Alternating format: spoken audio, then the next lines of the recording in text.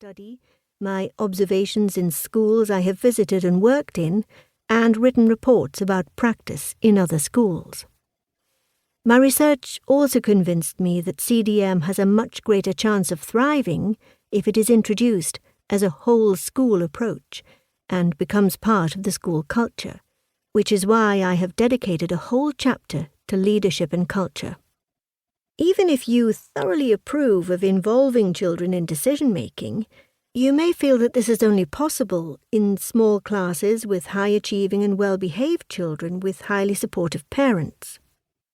Fortunately for those teachers wanting to try CDM, there is a rich international tradition of progressive, collaborative and democratic education to show that collaborative approaches work for children from the most disadvantaged sectors of society to the most privileged. Research into more participative approaches to teaching suggests that all children benefit from CDM, but those who benefit the most are those from disadvantaged homes. Throughout this book you will find real-life stories about teachers who have used CDM with their pupils. Lessons are drawn from each example, and suggestions are given for things to try out. Some of these stories are drawn from my own research and extensive experience in UK schools. Further examples have been selected from the accounts of other educators and researchers in the UK and other countries. A word about the title of this book. The title of my thesis, It's Their School, It's Their Time, combines quotes from two of the teachers participating in my study, explaining why they involved their pupils in CDM. The reason I adapted the title for this book is that one of the important messages in my thesis is that for CDM to flourish, teachers also need a voice.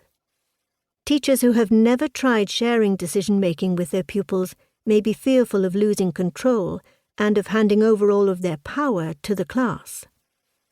I wanted a title that reassured them that this book describes a joint venture between teachers and pupils, not the complete transfer of power from teachers to children.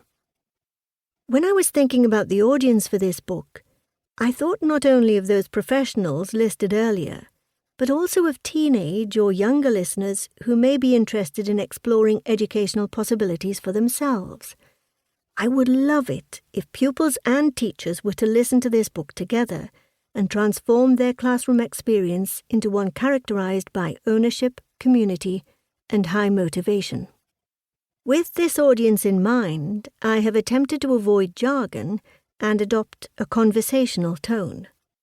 I hope that even though my writing may sometimes come across as casual, listeners won't interpret my writing as in any way condescending or unprofessional. It is certainly not meant to be either. My ideas have been informed and influenced by what I have read, as well as what I've learned through observation, discussions, and reflection. There are some ideas which I have now made so much my own that I have forgotten where I first came across them, and I hope that those writers and researchers who inspired me will forgive me for this, or contact me to put me right.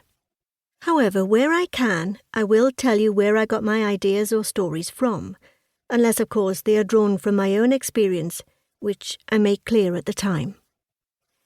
At the start of this preface, I invited you to consider some questions. Actually, it would be even better if, as you listen, you talk to your colleagues, pupils, and friends, and make a note of questions you all really want to find the answers to. As one of the key messages of collaboration is that those who own the questions will be most excited by the answers, we might as well start as we mean to go on. Introduction. Decision-making is something teachers know a lot about. I mean a lot. Before lessons even begin, teachers are making decisions about curriculum, materials, teaching and learning activities, seating, timetabling, differentiation, motivation, and so on. Then, once lessons are underway, there are thousands of minute-by-minute decisions about pace, revision of concepts, responses to individual pupils, how and how much to assist, as well as decisions about classroom discipline. All these decisions whilst also trying to give pupils